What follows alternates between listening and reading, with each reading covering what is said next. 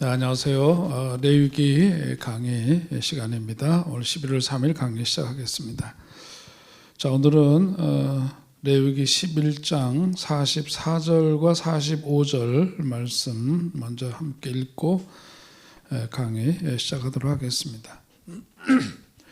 나는 여호와 너희의 하나님이라. 내가 거룩하니 너희도 몸을 구별하여 거룩하게 하고 땅에 기는 길짐승으로 말미암아 스스로 더럽히지 말라.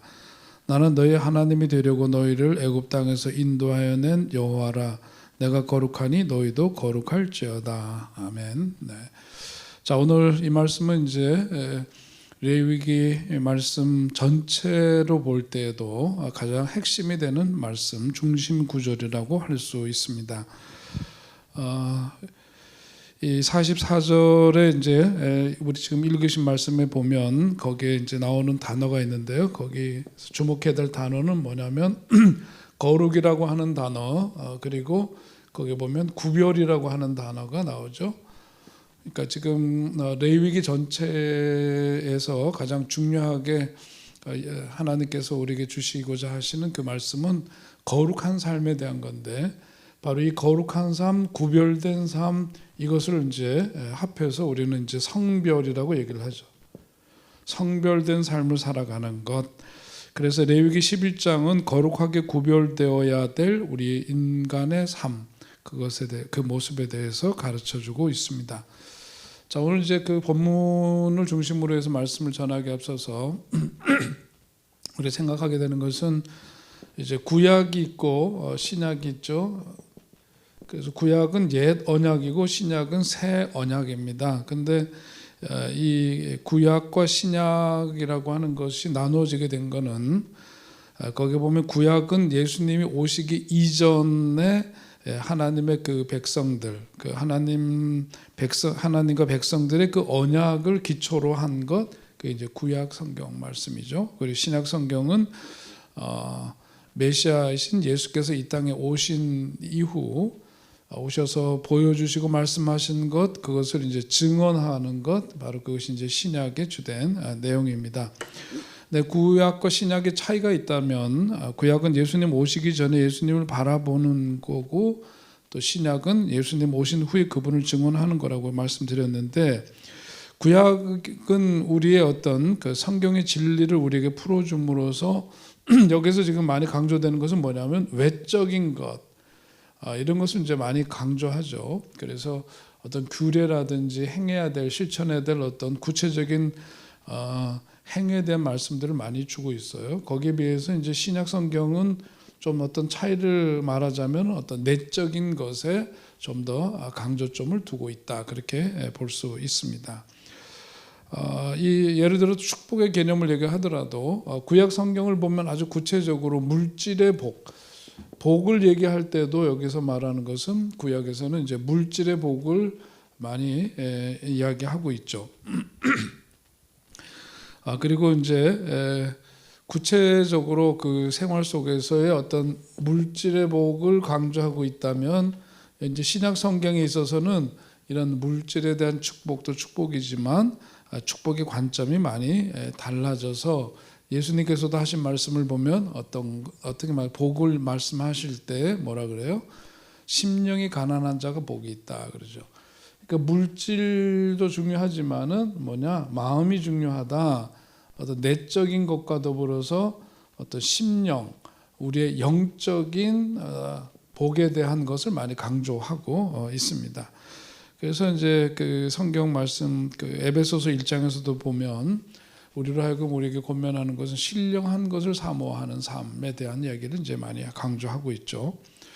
또 구체적으로 또 이제 하나님 백성의 표시, 하나님의 백성으로 택함을 받고 산다라고 하는 것을 표시하는 외적, 구약에서는 그 외적인 증거로 뭘 강조하죠? 할례를 강조하죠. 할례. 이 할례도 이렇게 보면은 외적인 것이기도 하고, 구체적으로 어린아이, 남자아이의 생식기 표피를 잘라서 어떤, 이걸 뭐라 그래요? 사인이죠. 표시를 함으로써 여느 사람들과는 다르다라고 하는 것을 이제 강조를 합니다. 신약 성경에서 강조하는 것은 뭐냐면, 이 몸의 할례도 중요하지만 그보다 더 중요한 것은 뭐냐면 마음의 할례다 이거죠. 마음의 할례. 마음의 할례를 이제 강조합니다. 그래서 서신서에도 보면 그 점을 강조하는 이야기들이 나오죠. 그러니까 그러면 우리가 이제 드는 생각이 뭐예요? 어느 것이 옳으냐 이런 게 생각이 들죠. 어떤 것이 옳고 그르냐. 그런데 옳고 그름의 문제가 아니라 구약의 진리를 신약이 뭐 구약을 완성한 것, 그것이 신약 성경이다 그렇게 말할 수 있습니다. 자, 그러기 위해서 가만 보니까 성경에서의 그 진리가 구약에서 선포되고 우리들에게 들려주신 하나님의 말씀, 그 진리가 가만 보니까 완성을 향해 간단 말이에요. 그러니까 이것을 일컬어서 뭐냐면 점진적 계시다 그렇게 표현을 합니다. 점차적으로 하나님의 계시, 하나님이 주신 그 말씀, 하나님의 뜻 이런 거가 시간이 더해가면서 하나님의 한꺼번에 모든 진리를 다 보여주시는 것이 아니라 점진적으로 보여주신다 그런 뜻이에요. 그래서 구약에서 보여주시기 시작한 그 진리가 신약에 와서 어떻게 됐다? 완성되었다 그렇게 말할 수 있는 거죠. 그래서 구약의 어떤 물질적인 축복을 통해서 하나님의 축복이 중요하다는 것을 깨닫고 어떻게 해? 사람들이 이런 물질에 대한 복을 구하기 위해서 기도하고 또 하나님의 뜻을 쫓아서 열심히 그 뜻을 쫓아서 살아가려고 노력을 하고 그랬을 때 하나님께서 물질의 축복을 주신다. 이것이 이제 구약에서 분명히 그렇게 말씀하시니까 그것을 위해서 노력하죠. 그런 물질적인 축복이 주어진다는 것을 또 한편으로 경험을 하게 되죠. 그러면서 축복의 중요성을 경험하게 된 하나님의 백성들이 이제 신약 시대에 와가지고는 물질적인 축복도 중요하지만은 그보다 더 훨씬 더 중요한 것이 있다. 영적인 축복이다. 영적인 축복에 대한 중요성을 이게 뭐냐면 점진적 계시라고 얘기를 하는 거예요. 구약에서 이미 선포되어지고 말씀해 주신 그 진리가 더욱더 완성을 향해서 더욱더 점진적으로 하나님의 온전한 뜻을 밝게 아는 쪽으로 이렇게 이행해 나가는 것. 그래서 구약을 신약의 완성이다 그렇게 표현하는 겁니다.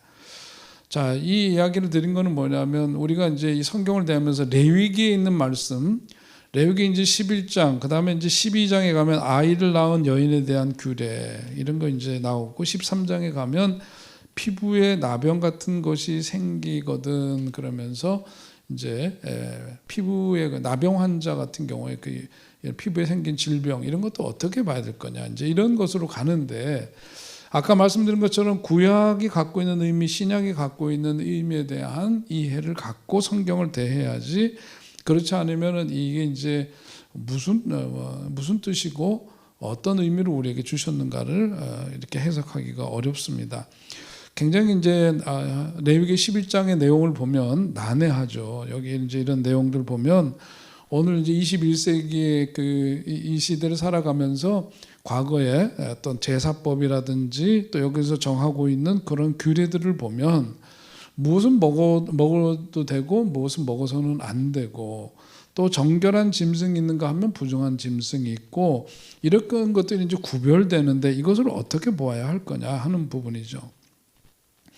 오늘 앞에서 말씀드린 것처럼 할례를 한 예를 들더라도 실제로 몸의 피부를 떼어서 그렇게 물질적이고 어떻게 보면 그런 구체적으로 그렇게 성별하는 행위를 했단 말이에요. 육체의 할례를 통해서 행해야 될 것을 통해서 그 다음에 신약시대에 와서 마음의 할례를 통해서 이렇게 발전해 나가듯이 성경을 통해서 우리에게 주신 말씀도 그것이 뭐냐면 구체적으로 주었던 여기에서부터 이제 우리 신학시대로 와서는 이것이 갖고 있는 의미가 무엇인지를 우리가 재해석하지 않으면 안 되는 거죠. 자, 오늘 11장에 있는 말씀, 레위기 11장 우리 44절 45절 말씀을 앞에서 보셨는데 11장 1절서부터 전체 여기서 이제 다루고 있는 내용들을 한번 정리해 보면은 첫째 1절서부터 8절까지는 땅의 짐승 중에서 정결한 것, 부정한 것, 먹을 수 있는 것과 먹을 수 없는 것 이런 것들을 이제 구별한 말씀이 거기 나오죠. 그리고 9절서부터 12절까지는 물고기 중에서 정결한 것과 부정한 것, 먹을 수 있는 것과 먹어서는 안 되는 것 이렇게 이제 또 구분해서 말씀해주고 있습니다. 또 13절부터 19절에 보면은 여기 이제 여러 종류의 그 새들 이름이 나오죠. 그러면서 이것들을 열거한 다음에 이것을 먹지 말아야 한다 그렇게 말씀합니다. 그리고 20절서부터 23절에 있는 말씀을 보니까 거기에 날개 달린 곤충 중에서 먹을 것과 먹지 말 것이 있다 하는 점을 또 거기서 서술하고 있습니다. 자, 이제 우리가 이런 말씀을 보면서 레위기에 나오는 이런 말씀이 오늘을 살아가는 우리들에게 있어서 어떤 의미인가 이것을 이제 우리가 보아야 하는 거죠. 이 동물의 정함과 부정함의 근거가 무엇에 기초한 거냐 이런 부분도 이제 우리가 의문이 듭니다. 과학적으로 생물학적으로 정말 부정하다는 것인지 그렇지 않은지 그런 것도 우리가 함께 살펴야 되는 부분이죠. 특별히 웨슬리 목사님이 하셨던 말씀을 잠깐 우리 상기해 보면 우리 신앙에 있어서의 4가지 그 관점 이것을 가지고 우리가 살아가야 된다 그러죠. 모든 것에 우리 삶의 가장 표준이 되는 것은 뭐냐? 성경 말씀이다. 이건 잘 아시는 거죠. 그리고 우리 지난주 장학숙 목사님 오셔서 감리교의 특징에 대한 얘기를 하면서도 그 얘기를 하셨는데, 자 그러면서 성경에 기초해 있으면서 우리는 뭐냐? 뭐가 중요하냐? 이성, reason. 그 다음에 경험, experience. 그 다음에 뭐냐면 전통, tradition. 이 4가지가 중요하단 말이에요. scripture. 이 4가지 관점에서 이제 그것을 우리가 신앙을 점검하고 보아야 하는데, 자 여기서도 이제 보면은 과학적으로 생물학적으로 정말 부정한 거냐 이거 이성적으로 따져보는 거죠. 한번 봐야 돼요. 그리고 보면 그 경험적으로 먹어보니까 어떻느냐 보니까 성경에서 그것을 구별한 기준이 우리가 과거에 이해할 때는 뭐냐면 그것이 위생적인 관점이라고 얘기를 하는데, 위생적인 관점에서 그런 것은 먹는 것이 이롭다 아니다 이렇게 이해를 했습니다. 그러니까 하나님은 다 알아서 먹어서는 안 된다 하는 것과 먹을 수 있다라고 하는 것을 어떤 그런 관점에서 이렇게 봤단 말이에요. 근데 우리가 이성을 동원해서 보고 실제로 먹어보고 그러니까 이게 뭐냐면 우리가 그렇게 해석해왔던 것 자체가 참 모호하다는 것을 깨닫게 되죠.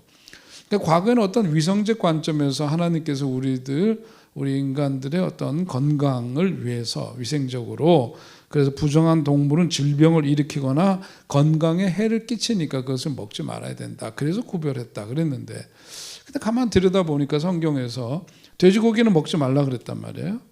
돼지고기 먹지 말라 그랬다. 쇠고기는 먹을 수 있는 거고. 자 그러면 이게 이제 위생적인 관점에서 보면 이거는 그러면 돼지는 불결해서 먹지 말라? 요즘 깨끗하게 잘 기르잖아요. 돼지고기 얼마나 잘 먹어요. 그죠? 돼지고기 소비가 어마어마하게 많습니다.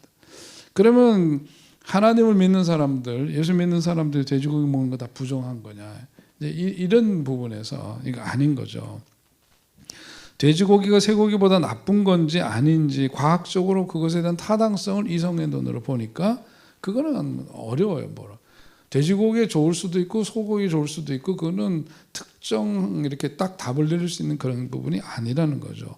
그러면 뭐냐면 위생적 관점에서 성경을 보던 레위기에서 나오는 말씀들을 보던 거는 우리에게 어떤 설득력이 떨어져요. 자 그러니까 그러면 이게 하나님께서 이런 말씀을 주신 이유가 세월이 지나서 수천 년이 지났지만 오늘도 우리들에게 유의미하고 하나님의 진리의 말씀은 그 절대성, 절대적인 가치가 훼손되는 것이 아니기 때문에 그런 점에서 보자면 이걸 어떻게 볼 거냐. 그래서 우리가 성경을 볼 때는 이런 부분을 볼 때는 뭐냐면 위생적 관점이 아니라 상징적 관점으로 봐야 된다 이거죠. 이게 중요한 거예요.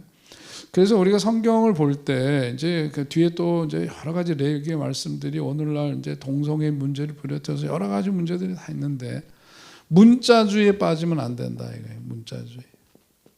문자주의. 그러니까 그 성경 말씀은 이 말씀이 쓰여지고 기록되던 시대적인 부분들이 거기에 반영이 돼 있고 그렇거든요. 그러니까 어떤 부분은 이제 문학 작품 같은 이제 그런 부분들도 있는 거거든요. 그러니까 이 성경을 어떤 관점으로 바라보느냐에 대해서 우리가 바른 관점을 갖고 있어야 되는데 문자주의에 빠지면 안 된다. 그래서 내용이 있는 말씀이나 이런 것을 대할 때도 어떻게 되느냐, 상징적 관점이라고 하는 것을 이해하면서 이 성경을 보아야 한다 그거죠. 하나님은 하나님의 백성들이 어떻게 행동해야 하고 어떤 습관을 가지고 살아야 될 것인가 하는 것에 대해서 가르침을 주시기 위해서 이런 말씀을 주신 거다. 거기서 어떤 동물의 행동이나 습관이나 이런 것들을 상징적으로 구별해서 우리들에게 말씀하신 것이지, 조목조목 어떤 거는 먹어서는 안 되고 이런 부분에 대해서 구체적인 문자주의에 빠지면은 하나님께서 우리에게 주시고자 하시는 그 뜻이 제대로 전해질 수 없다라고 하는 것을 꼭 기억해야 합니다. 자, 그래서 가만 보니까 돼지고기는 안 되고 소고기는 되고 이런 식으로 가만 보니까 이게 되새김질하는 짐승에 대해서는 이거 먹어도 된다, 허용을 한단 말이에요. 그럼 왜 그랬을까? 그것을 생각해 보면 상징적 관점에서, 아까 이제 위생적 관점에서 보니까 이게 혼란이 오잖아요. 명확하게 그것을 그렇게 답하기가 어렵잖아요. 그런데 상징적 관점에서 보니까 해석이 가능해요. 어떻게 되느냐? 짐승들 가운데서 되새김질하는 것들 가만 보면 자기가 음식을 취하지만 그것을 그냥 먹고 그대로 배설하고 이러는 게 아니라 뭘 하느냐? 되새김질을 하더라. 하나님의 사람도 지금 건처 주제가 뭐죠? 이 거룩함이죠. 이 거룩이란 말이에요. 거룩한 삶, 다른 이들과 더 구별된 그런 삶을 살아가는 데 있어서 필요한 건 뭐냐? 어떤 말씀에 대한 뭐가 있어야 돼? 되새김이 있어야 된다, 이런 거죠. 그러니까 하나님께서는 고대 사회에서 그런 동물의 세계를 인간 세계의 거울로 삼아서 당신의 그 백성들로 하여금 그 거룩한 삶을 살아갈 수 있도록, 그렇게 구별된 삶을 살도록 가르치시기 위한 의도가 이 말씀 속에 담겨져 있다 하는 것을 우리가 간과해서는 안 됩니다. 그래서 44절, 45절, 11장에 아까 읽은 말씀, 거기에 보면 항상 염두에 둬야 되는 것이, 레위기를 대하면서 이것이 뭐냐면 핵심 구절이에요. 그러니까 주제가 뭐냐면 거룩함입니다. 하나님 백성 자신의 거룩함, 그 세상 속에 살지만 세상과는 구별된 삶을 살아가는 그런 백성으로서의 하나님 백성, 그것을 이제 강조하고 있고 어떻게 살아가야 될지를 제시하고 있는 말씀이거든요. 자, 그러니까 이런 관점을 가만 보니까 이렇게 상징적 관점으로 이제 이해해야 되고, 또 이 거룩함이라고 하는 것이 이 레위기 전체 가장 중요한 점이고, 그런데 이런 관점을 보니까 예수님의 관점과 다르잖아요. 예수님의 관점이 바로 이런 거로구나 하는 것을 깨닫게 돼요. 자, 거기에 따른 근거되는 말씀입니다. 마가복음 7장 19절이에요. 거기 보면 이런 말씀이 있죠. 이는 마음으로 들어가지 아니하고 배로 들어가 뒤로 나감이라. 이러므로 모든 음식물을 깨끗하다 하시니라.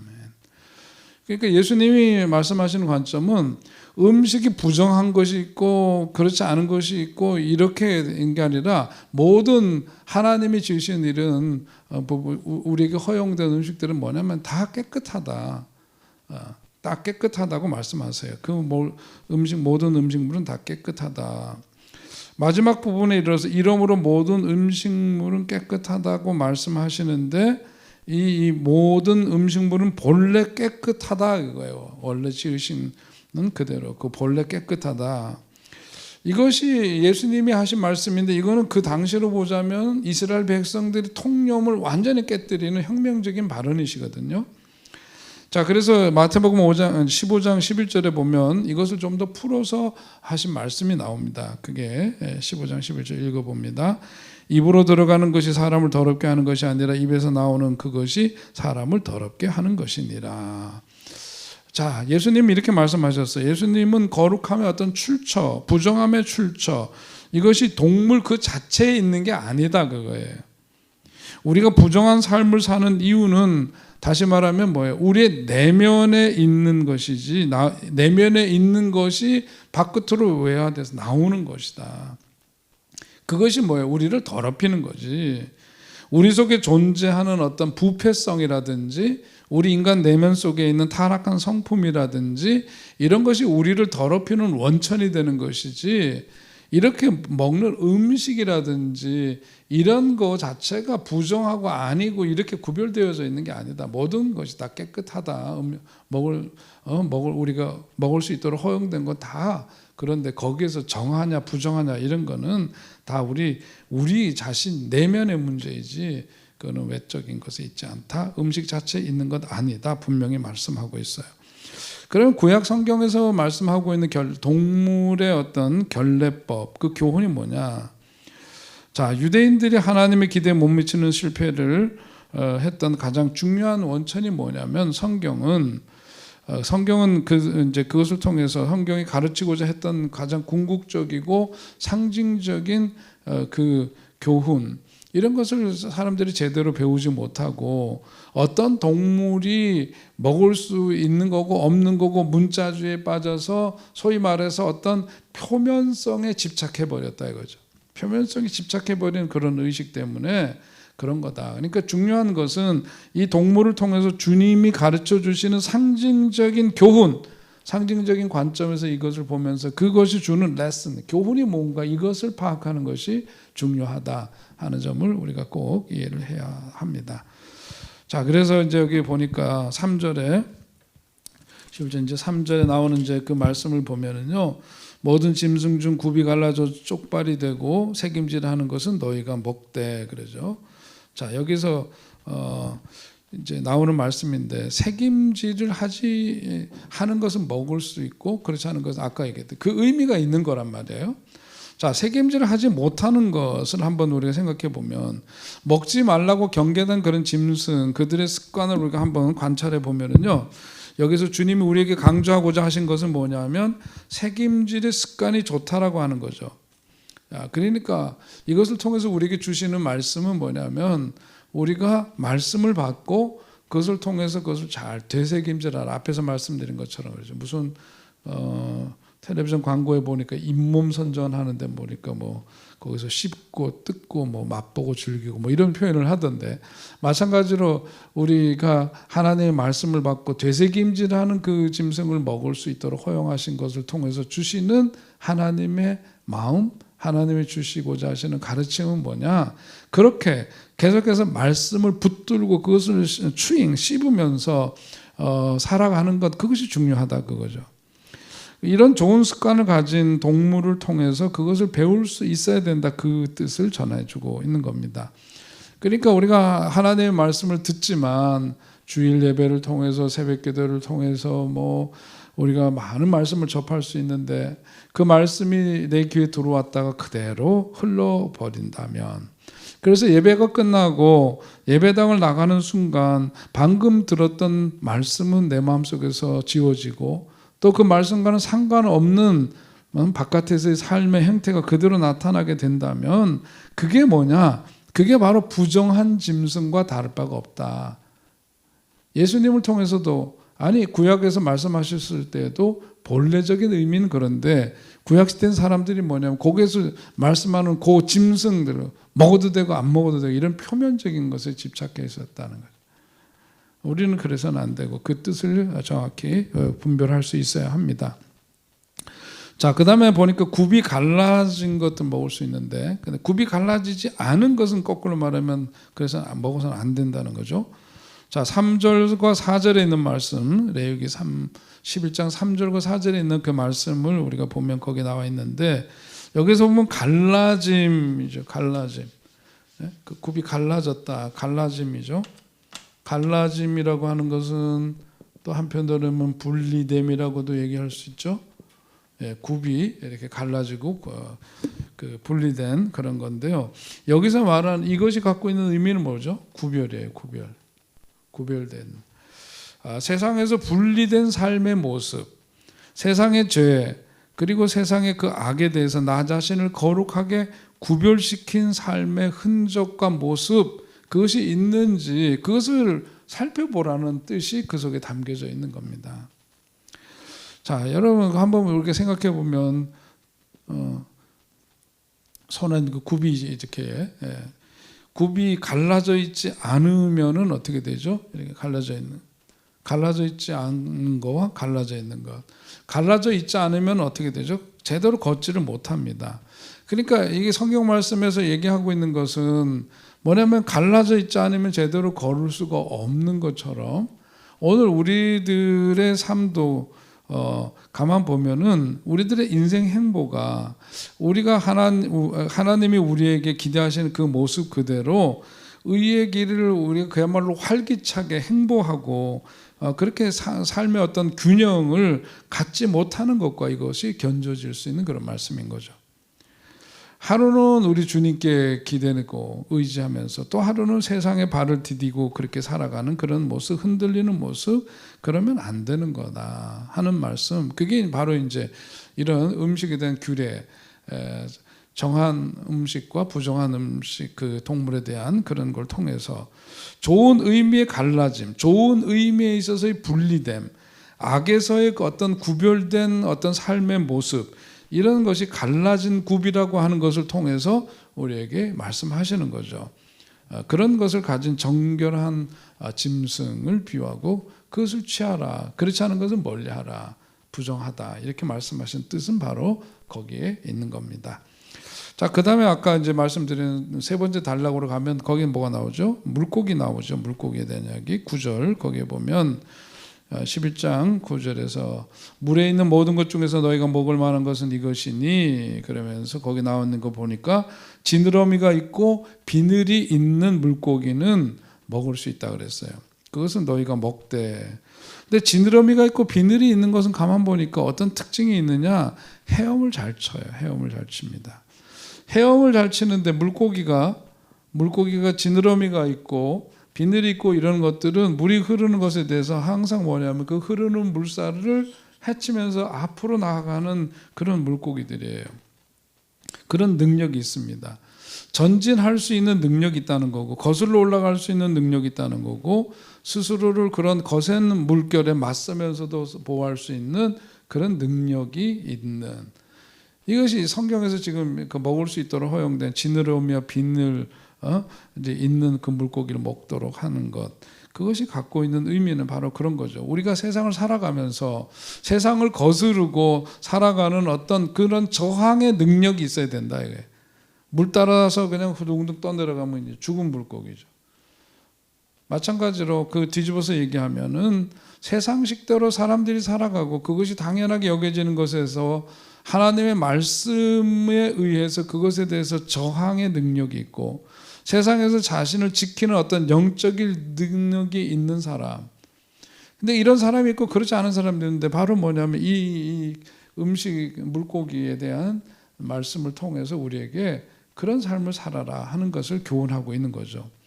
그러니까 교회만 다닐 뿐이지 일방적으로 세상을 따라가는 성도들이 있다 그러면은 그건 안 된다. 물고기의 의미는 바로 그런 점을 우리들이 깨닫도록 하는 교훈이지, 이런 물고기는 먹어도 되고 안 되고 이런 것에 지금 강조점이 있는 게 아니다 하는 거죠. 비늘이 없고 지느러미가 없는 건 어떤 것들인가요? 그런 것들을 보면 성경에 그 이름들이 자세하게 기록되어 있지 않지만은 어패류나 오징어나 낙지 뭐 이런 것들인데, 그래서 지금도 이런 문화권 속에서는 중동지방이나 이런 데서는 그런 걸 안 먹어요. 잘 안 먹는. 우리는 그거 너무 잘 먹죠. 너무 잘 먹는데 우리가 성경 말씀과는 어떤 점에서는 문자주의에 사로잡혀 있고, 또 우리가 사실 실생활에 보면 그것과는 또 상관없이 먹고, 돼지고기 잘 먹고 뭐 문어 잘 먹고 뭐 이러면서 이런 걸 또 얘기하는 거니까 너무 안 맞죠. 그러니까 우리가 중요한 것은 뭐냐, 이 말씀을 통해서 우리들에게 교훈하시는 그 진의가 무엇인지를 정확하게 깨닫고 신앙생활하는 것. 그래서 여기서 가장 강조하는 것은 뭐라 그랬어요? 거룩함이다. 성별된 삶을 살아가는 거다 하는 말씀 계속해서 그 염두에 두고 레위기 말씀을 대합니다. 자, 그 다음에 네 번째 단락으로 가면 뭐가 있어요? 13절부터 19절에 나오는 말씀인데, 여기에 보면은 뭐가 나오죠? 쭉 새들 이름이 나와요. 19절까지 보면 뭐 별 그 새 이름들이 딱 나오는데, 성서학자들이 이걸 보면서 아주 쉽게 얘기를 했어요. 이 새들이 갖고 있는 특징이 있더라 이거예요. 여기 나오는 이름들을 보니까 여기 말똥가리, 까마귀 종류, 뭐 타조, 타우마스, 뭐 갈매기, 새매, 올빼미, 뭐 이런 등등등 얘기를 하는데, 얘네들이 갖고 있는 특징은 뭐냐면 닥치는 대로 먹는 새들이다. 이것저것 가리지 않고 마구잡이로 먹는 새들 이름이에요. 거기에 쭉 나오는 이름들이. 그러니까 이런 것들을 경계해야 된다는 뜻이죠. 이걸 먹지 말라라고 하는 것은 뭐든지 닥치는 대로 먹는 새들처럼 그렇게 살아서는 안 된다는 교훈을 우리에게 주시는 거다. 그것을 바로 알아야 해요. 그러니까 그리스도인으로서는 뭐냐면 해서는 될 일이 있고 안 되는 일이 있다. 세상 사람들은 그런 거 무시하고 막 행하지만 우리는 그런 점에서 구별됨이 있어야 된다. 아무거나 취하고 아무거나 받아들이고 이래서는 안 된다. 삶의 기준과 원칙이 어디 있어요? 이 성경. 표준이죠. 이게 표준이에요. 캐논. 표준이에요. 표준에 비추어서 어떤 삶의 기준을 갖고 살아야 되지, 닥치는 대로 먹는 새들 이름들이 열거된 것처럼 우리가 세상 속에서 이것도 좋고 저것도 좋고 다 취하는 것은 안 된다 하는 그런 말씀, 교훈이 담겨져 있습니다. 자, 그 다음에 보니까 20절 그 이하에 있는 말씀에서 보니까 11장 20절로 21절 그리고 23절 거기에 있는 말씀, 거기에서도 보면 날개가 있어도 날지 못하고 기는 곤충들이죠. 날개가 있어도 날지 못해요. 기어다니는 그런 곤충, 그런 거 먹지 말아라. 그러니까 이것이 의미하는 것도 뭐냐면 뛰지도 못하고 날지도 못하고, 다시 말해서 뛸 수도 있고 날 수도 있는 모든 기능이 갖춰져 있지만 그 제 기능을 하지 못하고 살아가는 것, 이런 거는 잘못된 거다. 그것을 이제 부정하면서 먹지 말라고 한 것처럼 하나님도 우리들에게 뭐냐면은 그야말로 예수님을 믿고 그리스도인이 되는 순간 하나님께서는 우리들에게 많은 능력을 주시잖아요. 그런데 이런 것들을 다 폐기하고 그런 것을 선물로 주셨지만 없는 것처럼 살아가는 그런 삶을 살아서는 안 된다는 교훈이 있어요. 예수 믿으면 우리들에게 어떤 특권이 주어지고 어떤 능력이 주어지죠? 기도할 수 있는 능력이 생기죠. 주님께서 우리와 함께 하신다는 임마누엘의 은총이 생기죠. 말씀으로 인한 말씀의 능력이 우리들에게 부여되고 성령의 충만함을 힘입어서 세상이 감당할 수 없는 믿음의 사람으로 살아갈 수 있는 능력이 부여되고, 이런 모든 것들이 뭐냐면 우리가 주님을 믿으면서 부과된 것들이죠. 그런데 이런 특권을 주시고 권세를 주시고 이런 조건, 삶의 조건들을 더해 주셨는데 지금 여기서 말씀하고 성경에서 말씀하고 있는 것처럼 있기는 있는데 그것을 전혀 활용하지 못하고 살아가는 그런 존재가 되어서는 안 된다, 그거예요. 그래서 이제 세크리트 볼드라고 하는 이제 문자 그대로 비서새라고 하는 그런 새가 있습니다. 저게 주로 아프리카에 사는 새라고 하는데요. 키도 크고 날개도 그럴듯하고 그러지만 쟤네들은 날지 않는 새입니다. 날지 않는 새예요. 뱀잡이 술이라고도 그렇게 얘기하는데 쟤네들이 하는 건 뭐 땅에 그냥 걸어 다녀요, 쟤네들은. 그러면서 뭐냐면 뱀 잡아먹고 뭐 이제 이러면서 땅에서만 다니는 이런 새입니다. 누가 봐도 멋지게 생겼어요. 그 머리에 있는 깃이나 이런 걸 통해서 멋지게, 그래서 세크레터리의 어떤 비서라고 하는 별칭을 갖게 된 새입니다만은 날개도 멋있고 다리도 길고 있는 모습은 참 훌륭해 보이지만, 그런데 날지 않고 그야말로 땅에서만 기어다니는 그런 새. 그래서 쟤네들이 날아서 도망가지를 못하니까 잘 붙잡혀서 붙잡히는 새, 대표적인 새가 바로 세크리티 볼드, 비서새라고 하는 거죠. 그러니까 오늘 성경 말씀을 대하면서도 우리가 이렇게 하나님께서는 날개도 주시고 튼튼한 다리도 주시고 저런 멋진 모습으로 우리 주셨지만은 전혀 그것을 활용하지 못하는 삶을 살아서는 안 된다. 그것이 바로 오늘 20절, 11장 20절, 21절, 23절에서 주시는 교훈의 말씀입니다. 자, 이런 것들을 다 동물에게서 배워라. 하나님이 기대하시는 거룩함을 향해서 비상할 수 있는, 날아다닐 수 있는 그런 존재로 살아라. 그 교훈이 오늘 레위기 말씀 속에 담겨져 있다. 마음속에 꼭 새기시기 바랍니다. 자, 그 다음에 이제 레위기 12장으로 넘어가서 보면요, 아이를 낳은 여인에 대한 이제 규례가 나옵니다. 12장 1절서부터 8절까지 말씀을 한번 쭉 눈으로 한번 보시고요. 거기에 보면 거기에 여인의 출산에 대한 규례를 하고 있는데, 자, 우리가 이제 출산이라고 하는 거가 성경 말씀 우리가 참 바르게 이해를 해야 되는데, 출산에 대해서 뭔가 이렇게 제어하고 통제하는 듯한 이런 이제 느낌을 가질 수 있는데 그게 아니죠. 레위기 본문에서는 출산을 둘러싸고 어떤 정함과 부정함이라고 하는 단어가 번갈아 가면서 이제 등장을 합니다. 그래서 만약 성경을 피상적으로만 읽는다면은 여인의 어떤 출산 자체가 부정한 것이라고 생각할 수 있는데 그건 아니다. 요즘 우리나라에서 가장 큰 대표적인 교단이 이제 장로교 중에서 이제 합동측이라고 얘기를 하죠. 보통 우리 이제 감리교랑 같이 파트너십을 갖고 있는 언더우드 선교사회에서 이제 세워진 교단이 이제 장로교인데 통합측입니다. 근데 합동이 우리나라에서 가장 큰 교단이라고 하는데 금년에도 총회를 하면서 논란이 됐던 게 뭐냐면 여성 안수를 주지 않는 거죠. 여성 안수. 여성 안수를 주잖아요. 왜 그런가 도대체 저 사람들은 왜 하나님이 남자와 여자를 하나님이 지으시고 동일하게 고귀한 존재로 우리를 지으셨는데 왜 남성들만 안수를 받을 수 있고 여성들은 안수를 받아서는 안 되는 존재로 금년에도 또 부결이 됐더라고요.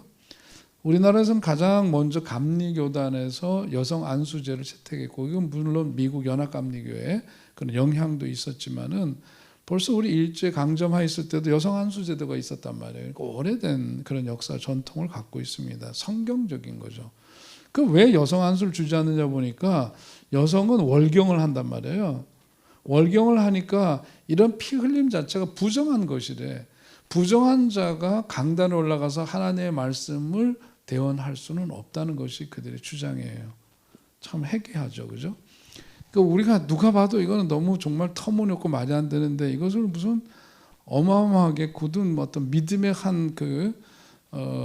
그것을 지키는 그런 신념처럼 그걸 그렇게 합니다. 말도 안 되는 얘기죠. 출산에 대한 것도 마찬가지예요. 성경 레위기 12장에 나오는 이 말씀을 통해서 우리가 출산 자체를 부정하거나 이런 것들로 곡해되는 것 그거 아닙니다. 자, 오늘 본문이 의미하지 않는 것부터 한번 볼까요? 자, 아이의 출산 자체가 부정하다고 말하지 않는다는 것을 분명히 해야 합니다. 자, 그러니까 우리 성경은 하나님께서 우리 인간을 지으셨을 때 그 첫 의도부터 우리가 봐야 되겠죠. 창세기에서부터 들어가야 해요. 거기에 보면 창세기부터 시작해서 인간의 출생은 하나님의 계획이고 하나님 축복의 사건임을 분명히 하고 있습니다. 하나님이 아브라함을 통해서 그를 통해서 그 복이 될지라 그리고 그들 통해서 생육하고 번성하라 그리고 바다의 모래알보다도 그 다음에 하늘의 별들보다도 더 많이 그런 사람들 있게 하리라. 그런 이제 생육하고 번성하는 것이 하나님의 축복이라고 하는 것을 분명히 말씀하고 있거든요. 그럼 출산이 없이 어떻게 그 일이 가능해요? 하나님의 이것을 부정한 것이라고 여기면 하나님이 말씀하신 것을 부인하는 거거든요. 말도 안 되는 거잖아요.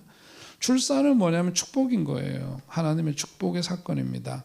한 생명이 출생한다는 것 자체가 어마어마한 축복의 사건인데 시편 127편에 있는 말씀을 우리가 거기에 보면은 보라 자식들은 여호와의 기업이요 태의 열매는 그의 상급이로다. 젊은 자의 자식은 장사의 수중의 화살 같으니 이것이 그의 화살통에 가득한 자는 복되도다. 그들이 성문에서 그들의 원수와 담판할 때 수치를 당하지 아니하리로다. 아멘. 네. 여기 이제 시편 127편에서 보면 여기서도 태어나는 생명은 뭐래요? 하나님의 선물이다 그랬어요.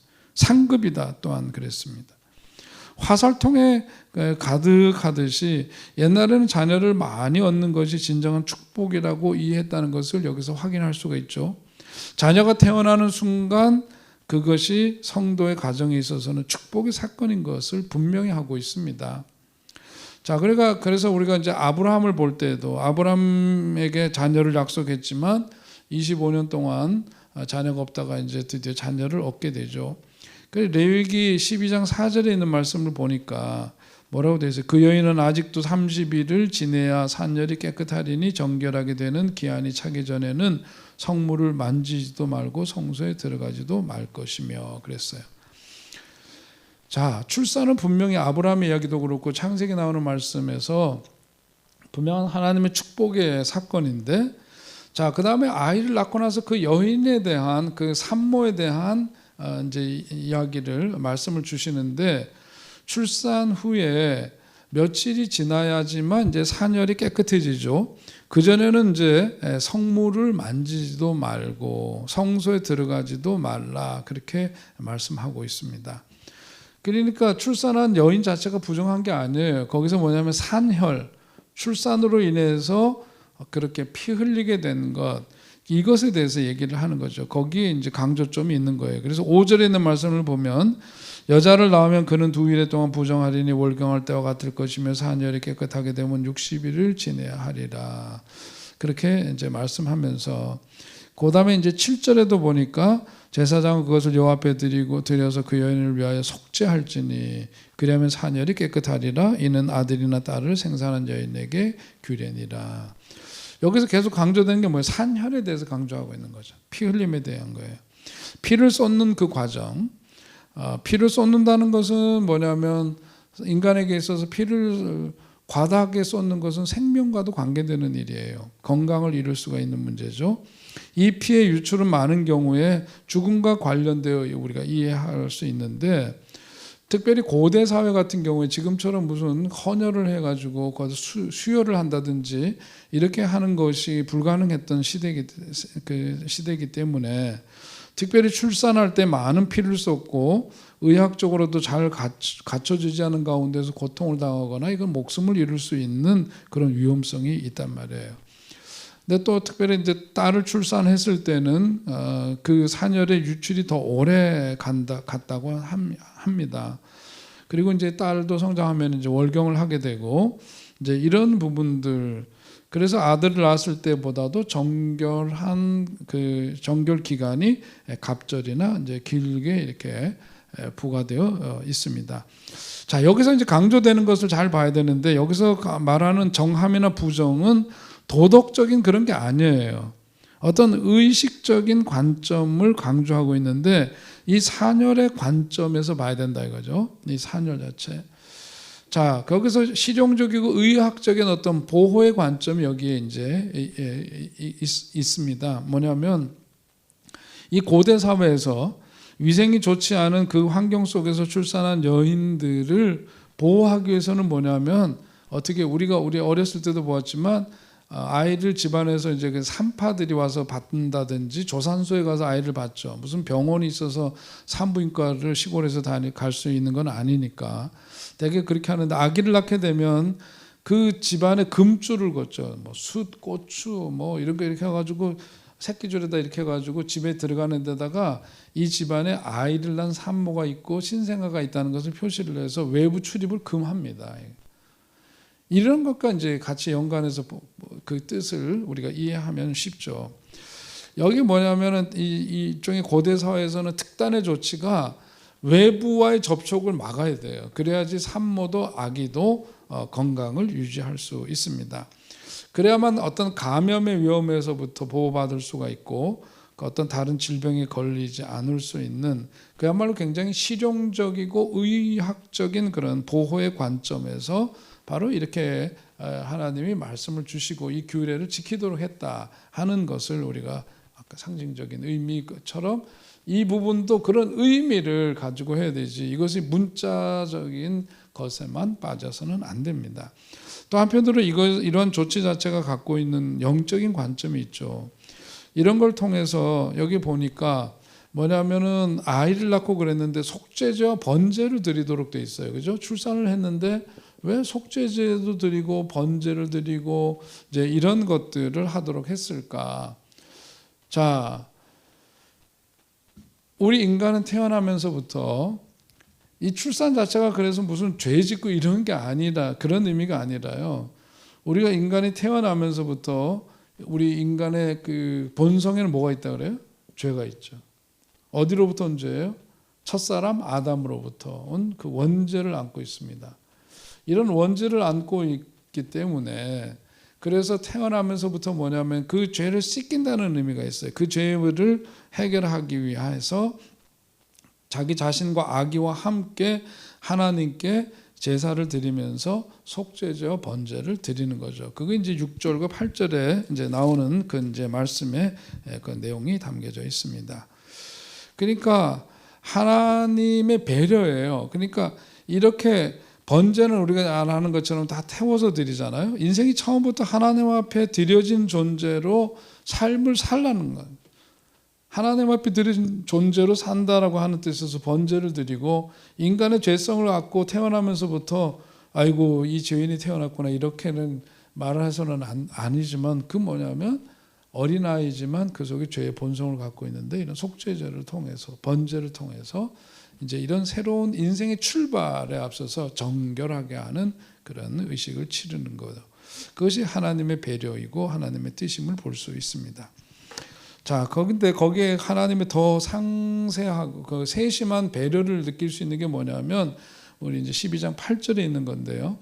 8절에 보면 그 여인이 어린 양을 바치기에 힘이 미치지 못하면, 다시 말해서 이 속죄 제물을 드리기 위해서는 어린 양을 드려야 되는데, 이 양은 그래도 값이 퍽 나간단 말이에요. 그런데 가난한 사람들은 이 양을 드릴 수가 없죠. 그럼에도 불구하고 속죄제를 드리고 번제를 드리기 위해서 길을 열어두셨으니, 그게 뭐냐면 산비둘기 2마리나 집비둘기 새끼 2마리를 가져다가 하나는 번제물로 하나는 속죄제물로. 그러니까 이 양 대신 비둘기인데, 비둘기도 많이도 아니에요. 2마리 속죄제용으로 쓸 거, 번제용으로 쓸 거, 이 2마리 가지고 이런 것들을 누구나, 이건 뭐예요? 누구나 다, 이건 쉽게 이제 이 새는 잡으면 되는 거니까. 그러니까 누구든지 하나님의 이런 은혜를 입을 수 있는 길을 활짝 열어 놓으신 거죠. 그게 이제 하나님의 은혜고 우리 하나님의 마음임을 우리 거기서 엿볼 수가 있습니다. 속죄가 필요 없는 인생, 용서가 필요 없는 인생은 없죠. 누구나 다 그 속죄의 은혜가 필요한데, 누구나 다 그것이 가능하도록 하나님께서 그것을 배려해 주셨다 하는 겁니다. 자, 이게 이제 보면 신약에서 예수님도 죄 없으신 분이지만 인간의 몸을 입고 오셨는데, 예수님도 태어나셔서 보면 레위기에서 아이가 태어나면 사내 아이는 8일 만에 할례를 받도록 그렇게 되어 있죠. 예수님도 보면 그런 과정을 거치셨음을 보여줍니다. 그리고 거기 제물로 누가복음 2장에 보면 산비둘기 집비둘기 둘로 제사를 하려 제사를 드렸단 말이죠. 그런 이야기를 통해서 뭘 알 수 있어요? 예수님 인간의 몸을 입고 오셨는데 그 가정적 배경은 뭐냐면 굉장히 가난했구나 하는 것을 거기에서 확인할 수가 있습니다. 8일 만에 할례를 행했다라고 하는 것, 그 아이 표피를 뵐 것이요 그랬죠. 12장 3절에 이런 할례 의식, 우리 오늘날 표현으로 이제 포경 수술하는 건데, 뭐 이것도 그렇습니다. 8일째 되는 날 그 할례를 행하도록 했습니다. 왜 그런가 보니까 뭐 8일째 됐을 때 아이가 태어나서 그때가 가장 출혈이 적고 고통을 덜 느낀다고 하는 그런 이야기가 있는데요. 그건 잘 모르겠고요. 아무튼 이제 과거에는 이제 이런 전통 속에서 8일째 되는 날 이제 일을 행했습니다. 유대인들은 이 할례가 그 한편으로는 여인들에게도 좋다고 하죠. 그래서 할례를 행하는 것이 원래는 뭐예요? 하나님의 구별된 백성임을 표시하기 위해서 행했던 건데, 한편으로 보니까 이제 장성해서 결혼을 하거나 그랬을 때 뭐냐면 이런 할례가 갖고 있는 어떤 위생적인 그런 의미가 있다고 해요. 요즘은 이제 또 그것이 의학적으로 옳으냐 그렇지 않느냐 가지고 또 논란이 있고 무엇이 정답이다라고 얘기할 수는 없지만, 분명한 것은 뭐냐면 이 할례 의식을 통해서 하나님의 백성됨을 구별하는 그런 의미, 그리고 위생적인 관점에서 보자면 이스라엘 그 여성들이 다른 그 나라의 여성들에 비해서 자궁 질병이나 이런 것들이 현격히 낮다, 빈도가 낮다, 뭐 이런 거, 자궁암 발병이 가장 적다, 뭐 이런 이제 통계가 있다고 합니다. 그래서 그런 점에서 유익하다, 뭐 이런 얘기도 가능한데, 중요한 것은 뭐냐면은 이 할례라고 하는 것 자체가 거룩한 언약의 표시로 한 건데, 신약 성경에서는 아까 말씀드렸죠. 뭐가 더 중요해요? 여기 써 있었던 거, 마음의 할례가 더 중요하다. 그러니까 그냥 그 외적인 이런 거보다 더 중요한 것은 마음의 할례가 더 중요하고 하고, 그래서 골로새서 2장 11절에 보니까 거기 이런 말씀이 있죠. 또 그 안에서 너희가 손으로 하지 아니한 할례를 받았으니 곧 육의 몸을 벗는 것이요 그리스도의 할례니라. 그러니까 바울이 골로새 교인들에게 너희는 손으로 하지 아니한 할례를 받았으니 곧 그것은 육의 몸을 벗는 것이요 그리스도의 할례니라. 그러니까 우리가 예수님 믿고 그리스도에게 속하는 순간 뭘 받아요? 마음의 할례를 받고 하나님께 속한 자가 되었다 그거예요. 그래서 중요한 것은 뭐냐면 이 모든 예식, 다시 말해서 어떤 할례를 행한다든지 여인이 출산 이후에 정결례를 행한다든지 이런 것을 통해서 낳은 그 산모나 그 산모를 통해서 태어난 그 아이들이 중요한 것은 뭐예요? 이걸 잊지 말아야 돼요. 이번 과의 가장 중요한 주제. 이런 모든 행위들이 정결례를 산모가 행하고 아이가 할례를 행하고 이런 것들이 뭐냐?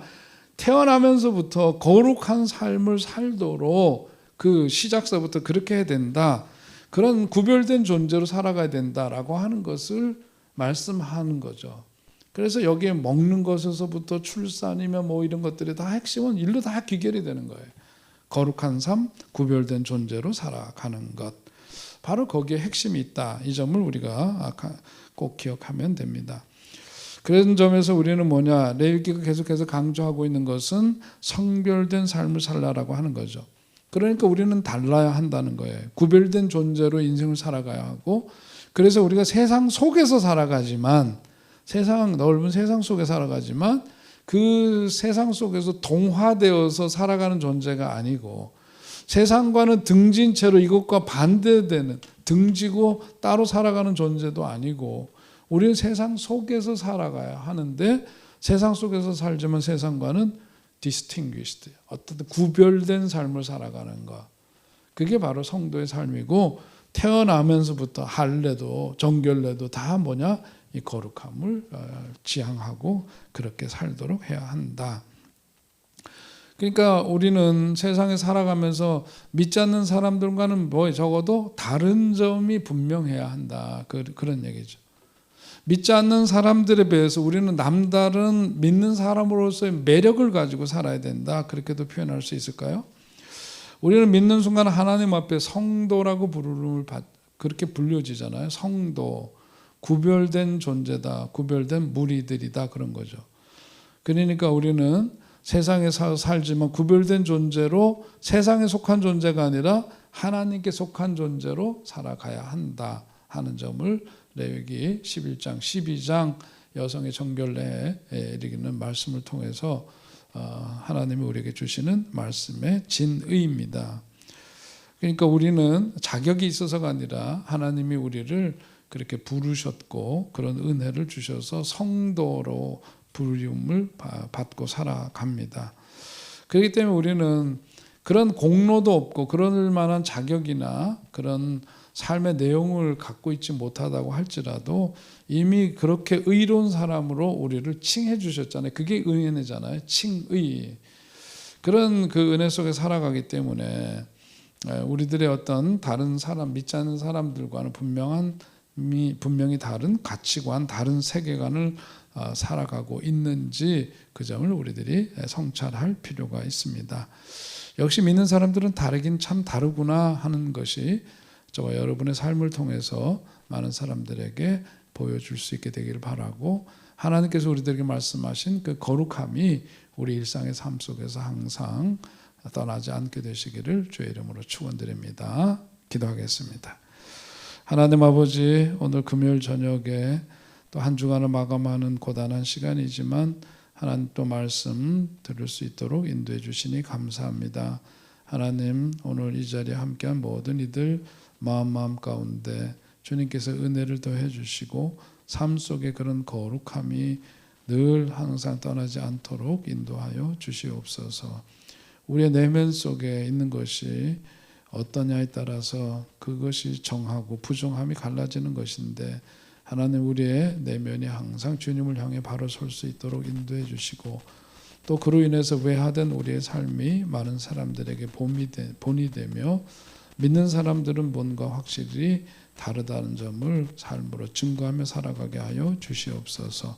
오늘도 주님 주신 말씀 의지해서 우리의 삶이 세상 속에 살아가지만 구별된 삶, 거룩한 삶을 항상 지향하면서 살아가 하나님께도 영광이 되게 하시고 많은 사람들에게 아름다운 삶의 모습을 증거하는 우리들 되게 하여 주시옵소서. 예수님의 이름으로 기도하옵나이다. 아멘. 수고하셨습니다. 감사합니다.